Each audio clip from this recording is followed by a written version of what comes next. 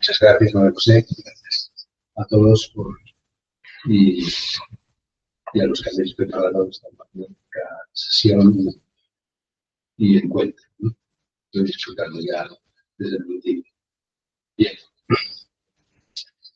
Es una ponencia un poco larga. Con las diapositivas intentaremos ceñirnos más para eso, pero sobre todo en el diálogo se pueden hablar muchas cosas, así que intentaré ser claro si es posible. Bien, haré una primera introducción la he hecho yo para meterme en el tema, y quiero que también los oyentes hagan ese esfuerzo para meterse en el tema si no lo están más que yo. Después ya, propiamente, la conferencia tiene 3 partes, ¿no? La primera sería hablar de Adversus Omnes Aereses, el libro, qué ediciones tiene, cuál es la estructura de la obra y luego cuál es la novedad de este manual de teología. Yo he leído muchos libros que es un tratado de las herejías. Evidentemente no. Pero bueno, también en la obra de Castro, en el Adversus, pues aparecen muchas veces heresiólogos, lo que tratan de, y es el formato el que le da el nombre propiamente, no en realidad lo que vemos ahí. Es un diccionario teológico, y veremos. Ya en la fuerte de la conferencia, el bautismo en la teología católica y en la teología reformada, luterana y anabaptista. Igual no decimos más que lo que ha dicho el profesor Marcus Miller, pero bueno, intentaremos compaginar y complementar si puedo algunas cosas. Y después en la siguiente estudiaremos la metodología de Castro, sobre todo basándonos en el libro primero, donde tiene esos 14 capítulos sobre la escritura, los padres, los concilios, etc., para luego trabajar los libros 2 al 14 de la Adversus Omnes Aereses. Si nos queda claro cómo trabajaba, aunque Trento, como ha señalado Miller, lo descoloca todo hasta la manera de trabajar de Castro, ¿no? Pero bueno, nos puede dar una pista. Y luego hay que tener en cuenta, por supuesto, qué pasó antes y qué pasa en el concilio. Esa clave, yo lo llamo ahí ya casi las conclusiones del trabajo, ¿no? Comenzamos con la introducción. El teólogo Alfonso de Castro publica su primera obra, Adversus Omnes Aereses, lo han dicho ya un par de veces, en 1534, y la reimprime el propio Castro en 22 años, unas 10 veces en Francia, Alemania e Italia y Salamanca, en el Banco Filosofía. También en el 41, París, Lyon y Salamanca, ¿no? Prácticamente es la misma. Bien. De esta obra nos ocupamos en esta ponencia. Conviene situarla en el contexto del humanismo erasmiano y de la reforma luterana, reformada y anabaptista, para una mejor comprensión y elaboración de la misma. Lo haremos estudiando 2 herejías de las 12 que contiene el lema Baptismus, de la Adversus Omnes Aereses, y además nos detendremos en la evolución de esos 22 años, de la primera a la tercera, con permiso de María José, que es más experta que yo en lo de las ediciones, que hablamos de anoche, de sus cartas, prefacios y dedicatorias, así como de sus apuntes autobiográficos. Ha señalado uno Marcus Miller, la biblioteca de Hurtado de Mendoza, etc. Y hay más partes que son interesantes. Sin embargo, algo que permanece fijo e inamovible es el número 14. 14 los capítulos del libro primero, 14 los libros que le va a dedicar a los conceptos teológicos. Pero el contenido cambia, evidentemente. Esta metodología es una anticipación de la obra de Melchor Cano. Me refiero a la del libro primero, pero no al resto de los libros 12 al 14, que ya es un diccionario. Lo de Cano son 10 fuentes que hay que tener en cuenta para hacer la argumentación teológica: escritura, padres, concilios, tradición, etc. Leyendo las líneas del propio Cano, dice perdón, de Julio Castro, para que todos puedan beneficiarse más fácilmente de esta obra nuestra, las herejías se ordenarán no según la época en que surgieron, sino según los temas que tratan. Por esta razón, los temas, tópicos que dicen los ingleses, que tratan se distribuyen por palabras ordenadas alfabéticamente, nada menos que 128, pero teológicas yo diría que poco más de la mitad. Ahora, las otras tienen mucho componente, como la doctora Kimberly va a exponer sobre el tema social de la mujer, ¿no? Y yo he oteado algo, pero muy poco, ¿no? Entonces, sí hay otros temas que son interesantes, pero diríamos, no propiamente en el sentido primero teológico. Bien. Luego argumentaré contra el error mismo con algunas pruebas muy breves, mediante las cuales la herejía, en mi opinión, dice Castro, podría ser derrotada. Que otros hombres más eruditos lo hagan con mayor contundencia y eficacia. Yo haré lo que pueda según mis posibilidades, dice Castro. Entonces, al final, muchas veces de cada herejía, dice que heresiólogos tratan este tema, ¿no? Bien, a continuación miraremos eso. Pasamos ya al primer punto, las ediciones.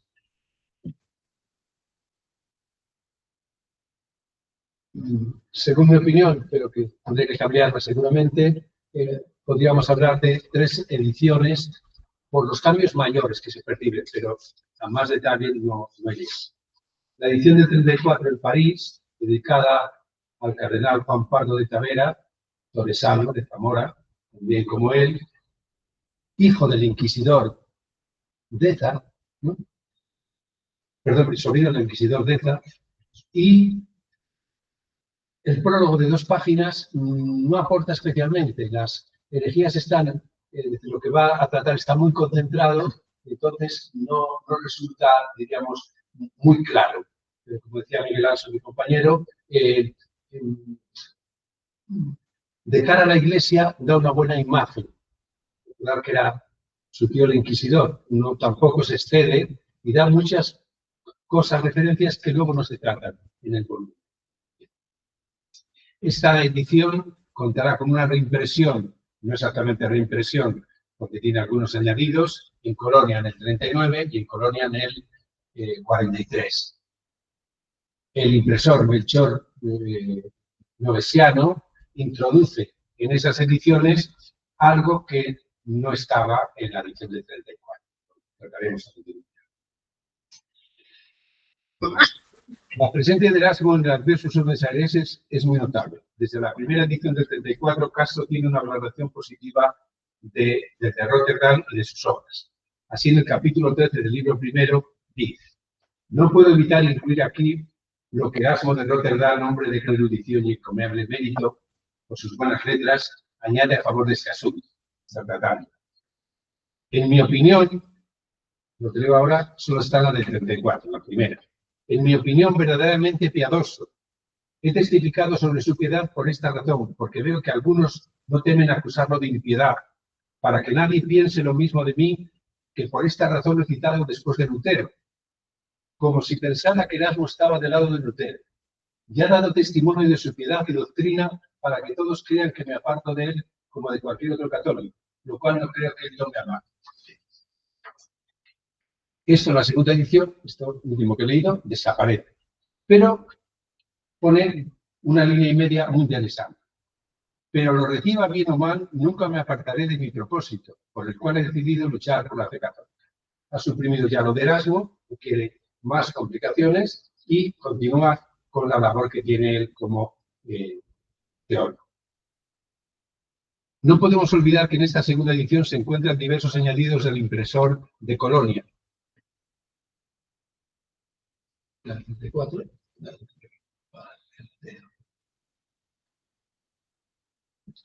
Ahí. Añadidos. Bien. Pero además, la segunda tirada de la misma edición, en la propia portada, dice que hay que leer algunos lugares de Erasmo con cautela, con cautela. Es decir, ¿quién lo puso? Pues yo creo que más bien va a ser el impresor. Bueno, se aceptan más opiniones y seguramente más entendidas. Bien. El propio impresor novesiano, antes de poner los añadidos que serán la censura de París contra Erasmo y Lutero y los artículos contra los anabaptistas de Juan Cocleus, el propio impresor pone estas palabras de introducción. Erasmo de Rotterdam, a quien algunos malvados consideran hereje, no solo por la opinión y testimonio de este autor, sino también de muchos otros doctores y hombres de bien, es inmune al delito de herejía, ya que ha sometido muchas veces sus errores al juicio de la Iglesia. Que se encuentren en sus libros cosas que en parte son recogidos por los devotos y en parte por algunos curiosos, y que se nos objete que trata de festividades y asuntos religiosos con demasiada frivolidad, porque en realidad las ceremonias, las peregrinaciones, etcétera, en realidad así tratadas con cierto, bueno, en realidad piensa que hay un cristianismo interior y un cristianismo exterior. Bien, al final dice, sin embargo, creo que es mejor por el bien de estos hombres que al final de este libro señala el juicio de la Academia de París, la Facultad de Teología de París, con una explicación de los aspectos que deben leerse con cautela en sus libros.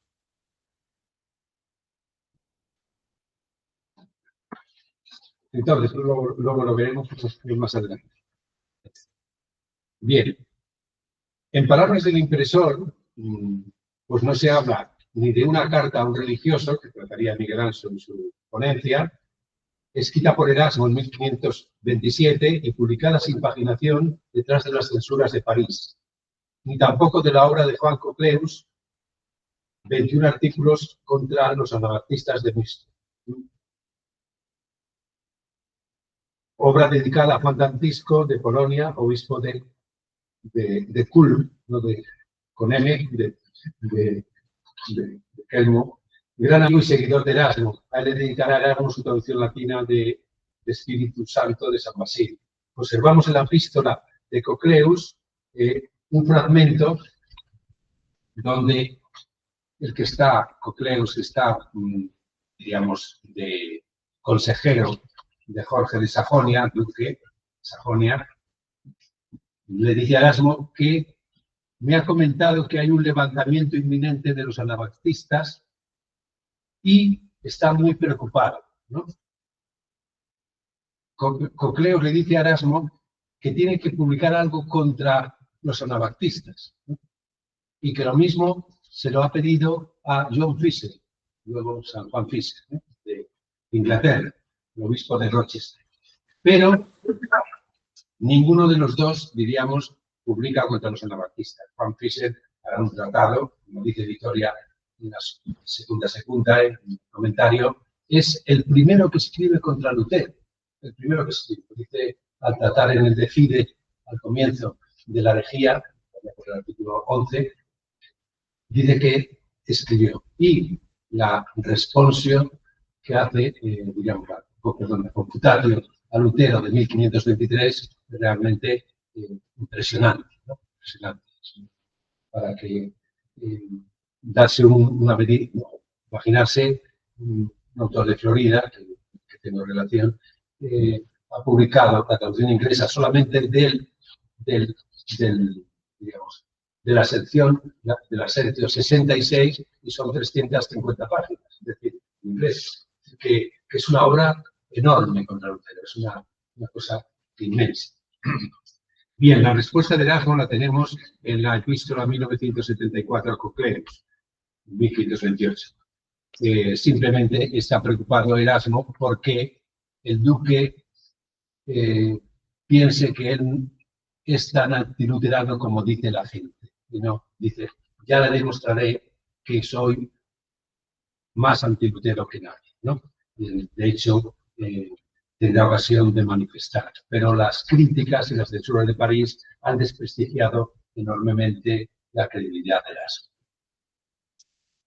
Alfonso de Castro, al tratar de los anabaptistas en la quinta y sexta herejía, cita autores eclesiásticos de nuestro siglo que escriben contra los anabaptistas, pero no se encuentra Juan Cocleus ni su artículo que coloca en estas ediciones del 39 y del 43.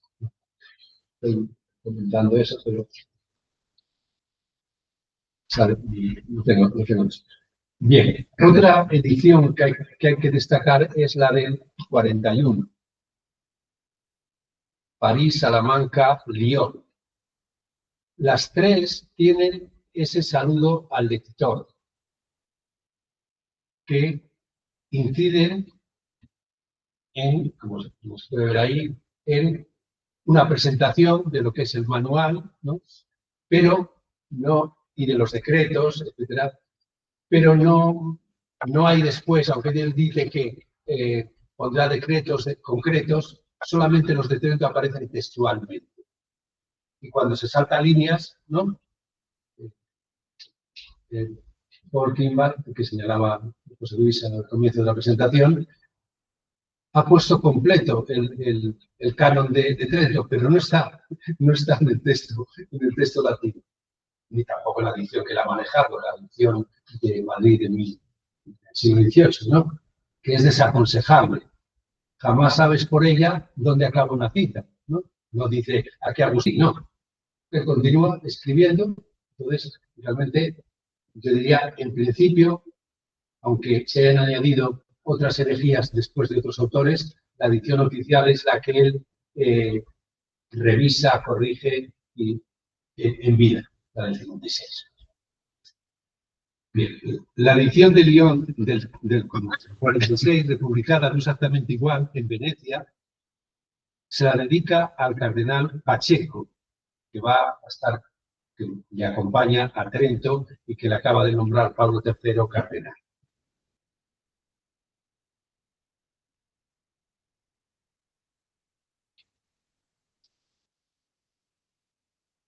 Bien, simplemente él en esta edición reconoce que es una obra nueva, por eso yo he adelantado que se puede tratar de la segunda edición, este opus de Castro, ¿no? A quien va dedicado, y brevemente, digamos, un repaso de qué nos dice en esa carta a... Bueno,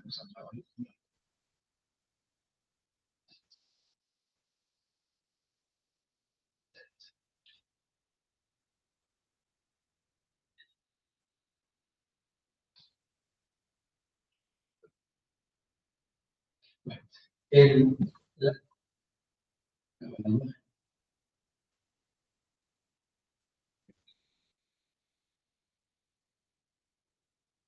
la carta a Pacheco, para mí es la, conjuntamente con la de Felipe II, también de la edición del 56, la de Pacheco va a permanecer igual, o esa es la idea que he sacado yo de la lectura, la del 46 va a quedar igual que la del 56. Esta carta la escribe ya en Trento. La fecha es 30 de noviembre del 45, pero la edición será en Venecia en el 46. Aquí ya hace un recorrido cronológico de las herejías, pero solo hasta en histórico, ¿no? Hasta el siglo IV. Y quiere llegar inmediatamente a, dice, nostrum secolo, a la época presente. Pero, dice, no ha habido época en la que no hayan surgido herejías. Las nuevas se han renovado o han renovado las antiguas. El que de repente inesperato, pero llega de repente de forma inesperada Lutero, ¿no?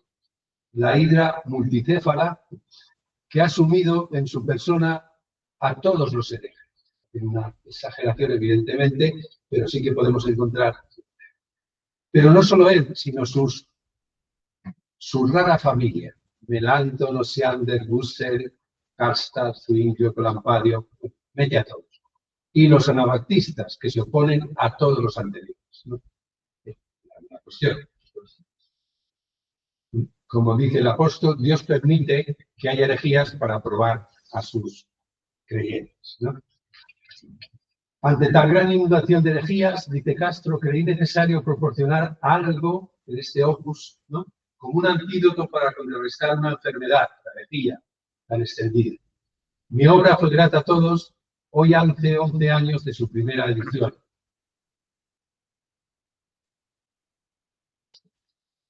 Trento, 30 de noviembre.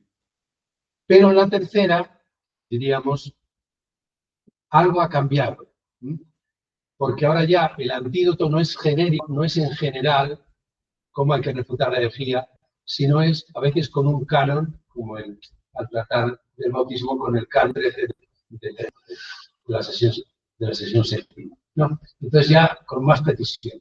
Pero bueno, son palabras generales de...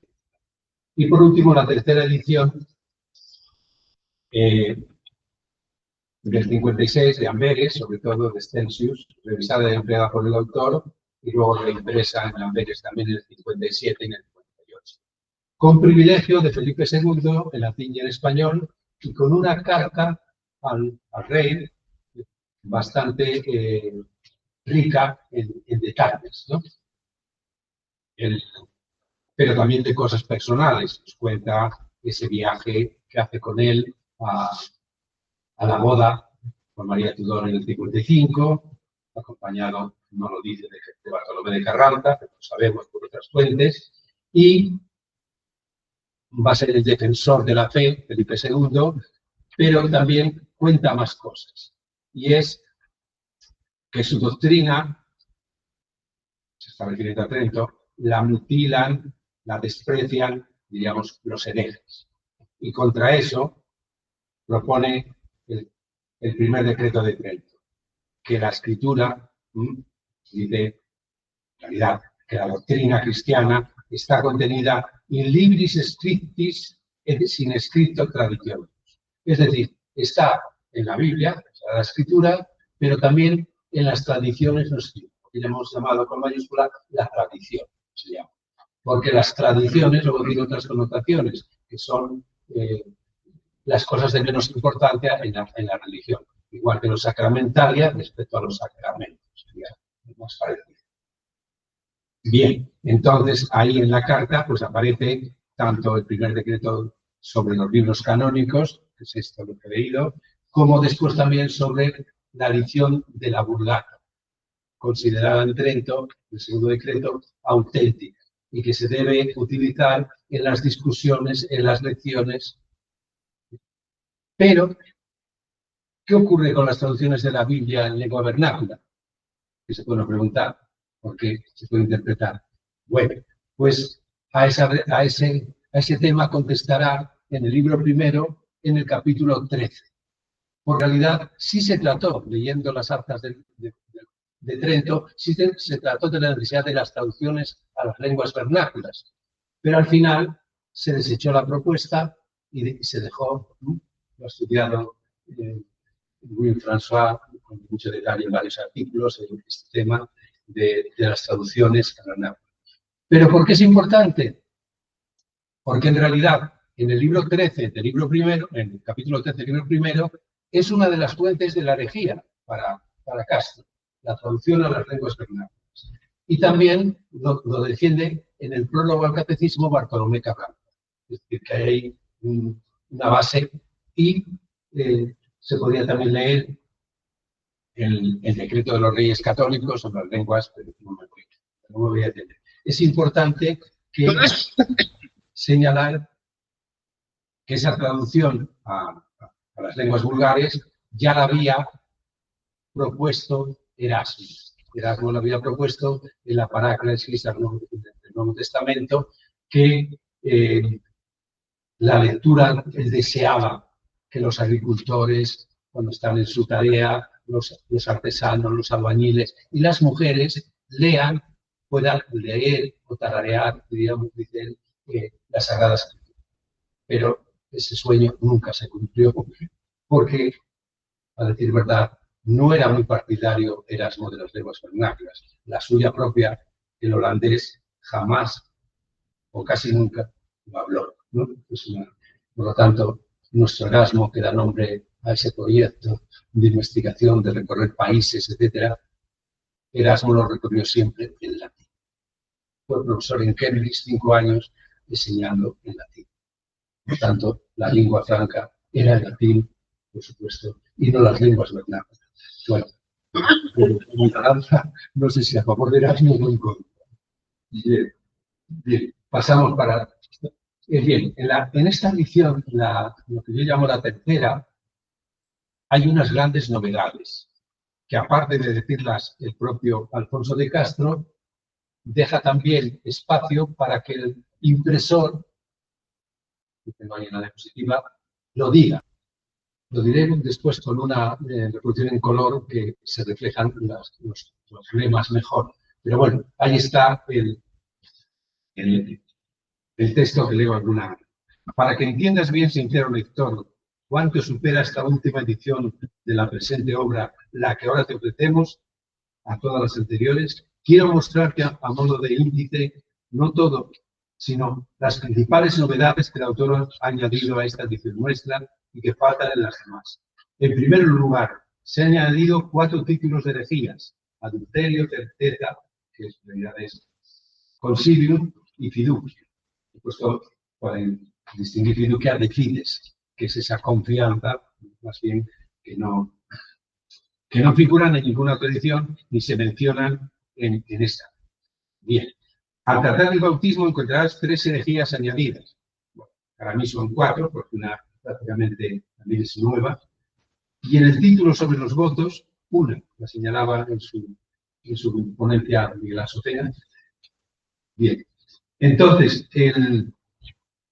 ahí da una información que resulta interesante para trabajar en esta obra, y sobre todo cuando uno estudia las herejías ya en concreto, ¿no? Bien, y paso a la estructura de un modo un poco rápido. Bien. En el breve prefacio de 4 páginas, que creemos que ha mantenido en las 3 ediciones, hace una historia de los herejes, de la herejía, y amplía los capítulos también 1 y 9, y también de los heresiólogos, es decir, da un listado cronológico de los escritores eclesiásticos de la antigüedad que se han esforzado por investigar a los herejes y sus errores. Ireneo, Tertuliano, Filastro, Epifanio, San Agustín, Guido de Perpiñano, Carmelita o de Terrena, y Bernardo de Luxemburgo, que ya es del siglo de 460 a 1535. La obra la escribe en 1524, ya es del 16. Sobre estos 2 últimos emite Castro valoraciones muy acertadas sobre las carencias, los excesos y los errores que él intenta remediar. Dice él: por lo tanto, todos los que han tejido la historia de los herejes se esforzaron por un único objetivo: describir las facciones de los herejes y, por así decirlo, mostrar a los enemigos de la fe, de cuya comunión era necesario abstenerse. Esta labor ha beneficiado no poco a la Iglesia Católica hasta ahora. Pero yo, dice, igual que hace un labrador o hace un médico antes de sembrar su tierra o antes de diagnosticar lo que tiene el enfermo, ha hecho unos análisis, o ha quitado los cardos del agricultor o ha hecho unas pruebas al enfermo, ¿no? Por lo tanto, él va a hacer una labor mucho más meticulosa, más laboriosa, antes de erradicar los errores, porque es una labor que han hecho los anteriores, pero enseñar la verdad es lo que él se propone. A la vez también tendrá que ir eliminando errores o por lo menos comentarlos. Pues cuando se erradican los errores, la verdad se reconoce con mayor claridad. Cuando se reconoce, se ama con más fervor. Y cuando se ama, finalmente se define con mayor vehemencia, con mayor vehemencia y se guarda con mayor cuidado, ¿no? Lo cual redondea su discurso, ¿no?, de cuáles son sus pretensiones en esta tarea. Bien. En el segundo, del 2 al 8, de los capítulos 2 al 8, va a tratar de lo que señalaba antes, de las escrituras, la tradición de la Iglesia y cuál es su interpretación.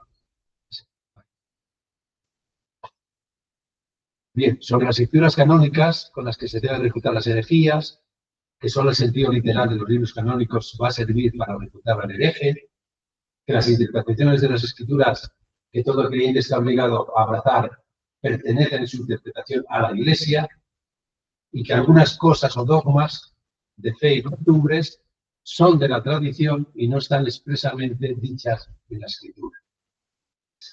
Y vuelvo a repetir lo que ha dicho el concilio. que se contiene la doctrina de la Iglesia, en los libros escritos y en las tradiciones no escritas. En el capítulo 6 habla de los concilios generales también, y lo va a citar con mucha frecuencia.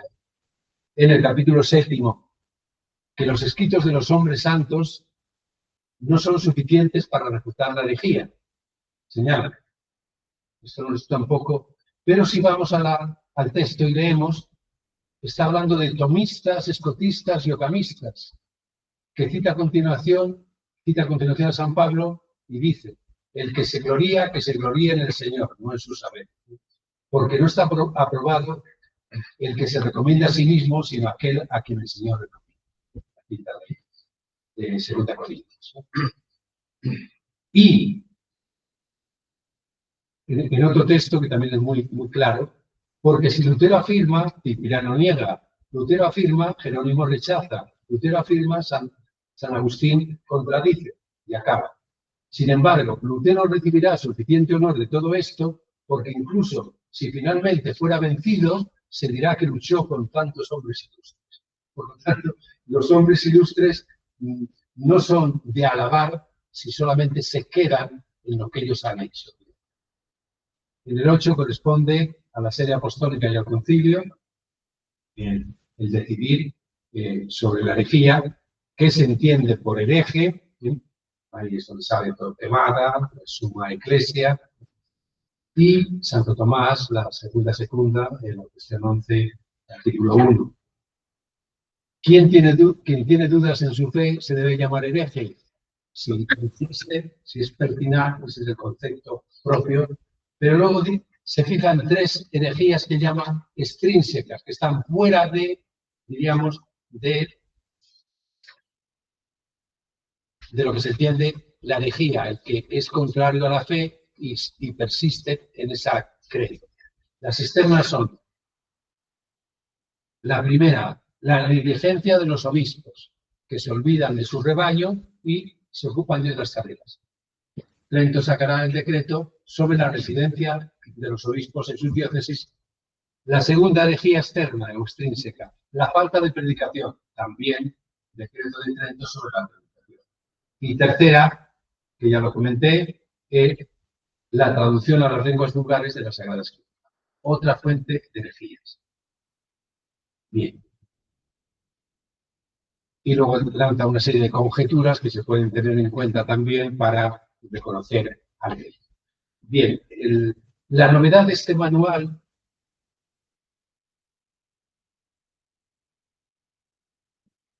con sus 128 locus teologicus es realmente novedosa, pero a la vez depende para mí de Melanchthon, depende de Juanet, del Inquilirio, y depende también de Cocleus, no de los artículos de los anabaptistas, sino de otra de sus obras, como se podía señalar después.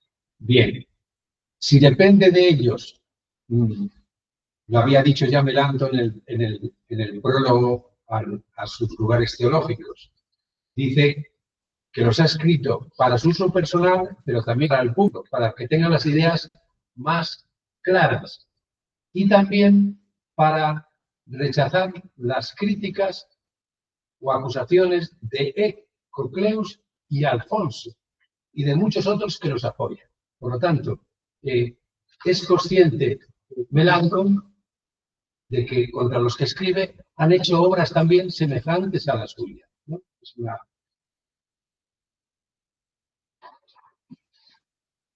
Bueno, como vemos aquí, los que están en amarillo son las nuevas herejías que coloca o modifica en el siguiente.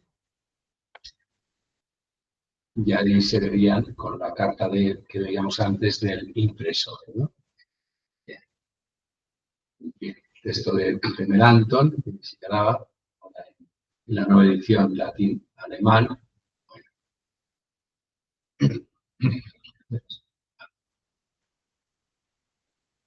Aquí está la de Eck, ¿no? Que tiene el Lemavot Baptismus, pues cosas muy semejantes a las de Castro. Y los 57 lugares teológicos también. Vemos en el 30 de Pueris Baptizandis, o la del 43 cambia y da un título sinónimo, ¿no? Bueno, mantiene los mismos 57 lugares. Cocleus, en el de baptismo, adversus a secciones Lutero, evidentemente trata en ese segundo de la herejía 9 del bautismo que ha introducido en la tercera edición Castro, que es que después del bautismo queda la concupiscencia, dice Lutero, en el bautizado. Es decir, queda pecado todavía, ¿no?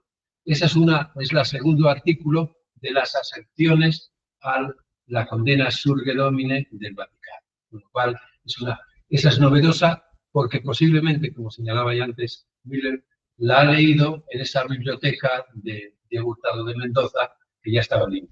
Porque hasta ese momento Erasmo solo ha leído lo que estaba en la censura de París, que era Erasmo y Lutero juntos, pero solamente el de Captivitate Babilónica. Por lo tanto, no había leído todavía esa obra tan importante de las aserciones, ¿no?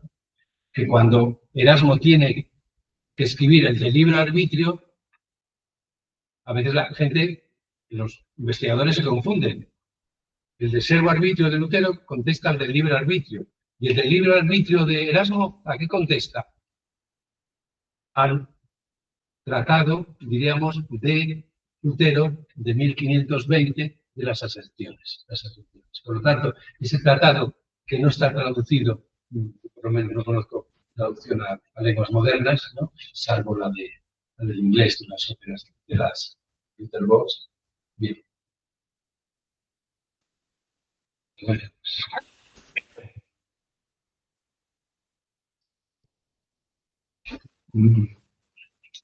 Ahora necesitaría, pues eso, como otra hora para tratar estos temas, pero bueno, intento sintetizar lo que se puede ahí ver y con las preguntas, pero en realidad este aspecto primero me parecía que era tan relevante para luego entender lo que viene, de manera que el tercer punto de la ponencia en realidad eran las conclusiones de la ponencia. Lo que pasó antes de Trento, lo que pasó después de Trento, es lo que ha ocurrido con la vida que ha tenido el Adversus Omnes Aeresis, en realidad, y la vida que ha tenido Castro en esa tarea.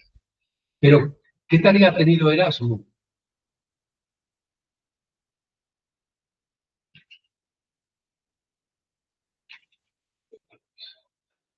Bueno, esas son las...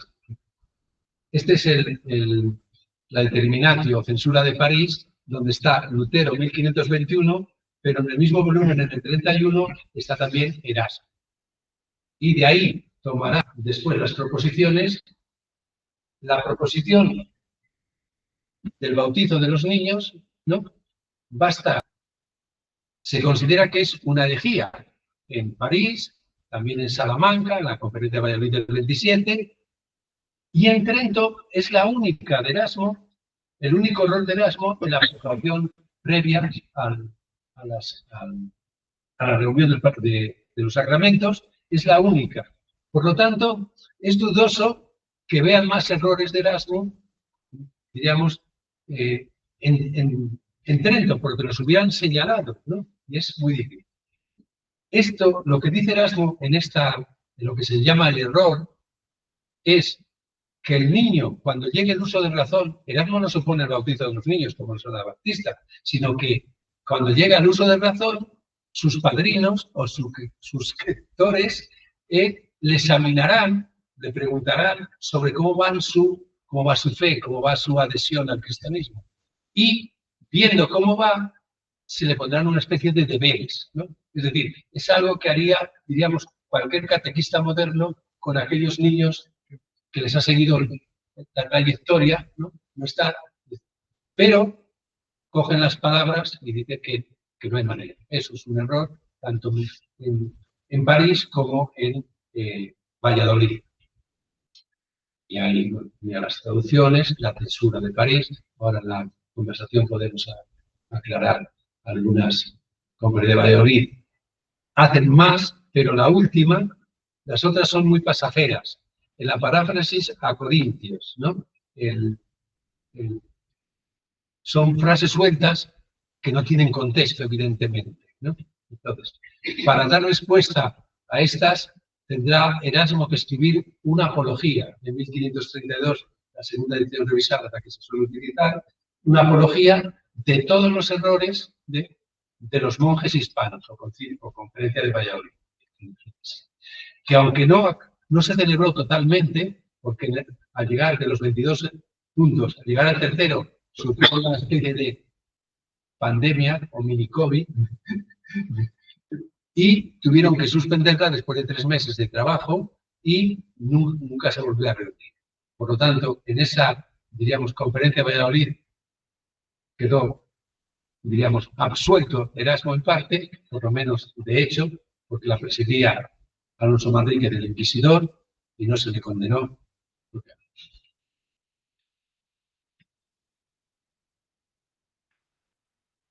Bien, en la de Alfonso de Castro, en la del bautismo, vemos aquí, si puede ayudar, cuáles fueron los cambios. De momento, las 4 primeras es algo de Santo Tomás, pero en concreto más de Pedro Lombardo en las sentencias. Las 4 permanecen igual. La materia, la forma, la persona, el efecto del bautismo. Esas permanecen igual, simplemente los herejes que las han cuestionado. Bien. De la primera y la segunda a la tercera hay una serie de cambios, unas veces de orden, ¿no? La quinta ahora es la sexta y la sexta, entonces cambia. Algunas, curioso, ¿por qué la sexta de la tercera edición no la modifica, ¿no? Entonces, es en la que habla de los anabatistas, se queda realmente escaso. No tiene más información en el 46 que, diríamos, una información general sobre Baltasar Hugmayer, uno de los anabatistas que muere martirizado, quemado en Viena en el 28, y entonces no tiene más información, ni tampoco va a cambiarlo con Trento, ¿no? Es decir, que aunque aparecen como errores de Trento 2 afirmaciones de los anabatistas, a lo que le interesa, que es la que da nombre a esa nueva quinta, y la que yo he estudiado, es si el niño no tiene uso de razón, ¿no? Diríamos, en el bautismo es un bebé, ¿no? La fe en el mundo protestante es fundamental. Si no tiene uso de razón, no puede manifestar su fe. Bueno, están los padrinos. Eso no vale para, ¿no? Pero, como los anabaptistas, no valen esa cosa, pero sí valen otras. Los anabaptistas, hay padres que apoyan a los otros en otras acciones, no, pero eso del bautismo es aparte. Y es que la influencia que tuvo Lutero en el anabaptismo es bastante fuerte. La fides que se presupone, ¿no? Es una variante de la de Lutero, ¿no? La fides, Lutero la asocia con la gracia, pero el anabaptista lo asocia con la respuesta que él da al bautismo, a la gracia de... Y claro, solo puede dar esa respuesta cuando es adulto, cuando tiene uso de razón. Por lo tanto, esa va a ser la, digamos, la fundamental y donde va a hacer una argumentación. En el libro primero del Adversus Obrisa-Hereses, la escritura, los padres, pero también el sentido común. Pues que decía antes de los padres, pero ¿cómo no van a hacer las veces de sus hijos? ¿No? En ese aspecto. Entonces, a veces no hay manera de refutarlos, dice a los anabaptistas, pero sí es el sentido común, ¿no? Entonces, también el concilio. Entonces, la quinta permanece, diríamos, invariable, es la segunda edición, y en realidad tiene poco recorrido. Tiene poco recorrido porque es negar el pecado original, ¿no? Entonces, el pecado original, tanto para el luteranismo como para la doctrina católica, lo quita el bautismo. Pero para los anabatistas no, han eliminado ese pecado original. Luego ya no tiene sentido esa afirmación, ¿no? Entonces, habría que ir detenidamente analizando bueno, ahí está la famosa quinta, que es esta. Afirmo que el bautismo no beneficia a los niños que carecen del uso de razón, porque los pequeños, al no tener uso de razón, son incapaces de tener fe ni pueden creer en las palabras de Dios que les ha sido predicada. Sin embargo, dicen que esto, la fe, es sumamente necesario para todo aquel que recibe el bautismo. Si alguien sin fe previa recibir el bautismo, afirma que este no le beneficia en absoluto, ¿no? Había hecho luego una comparación de la fe reformada, la fe luterana y la fe anabatista, viendo las diferencias. Claro, si leemos a un autor actual como André Gonel, de Montpellier, pues, que es de la Facultad Protestante, pues hace una lectura que no hay problema entre ellos, ¿no? Pero que en el mundo católico sí hay problemas, ¿no? Que es cuestión de estructuras, dice Gonel. No es de estructuras solamente, son de principios fundamentales, ¿no? Entonces, es decir, el problema, como ya ha señalado esta mañana Miller, el problema de la gracia y el de la fides son enormes, ¿no? Yo creo que lo dejo aquí, sin salen las preguntas, porque podría estar hablando y además no acabaría. Muchas gracias y disfruten.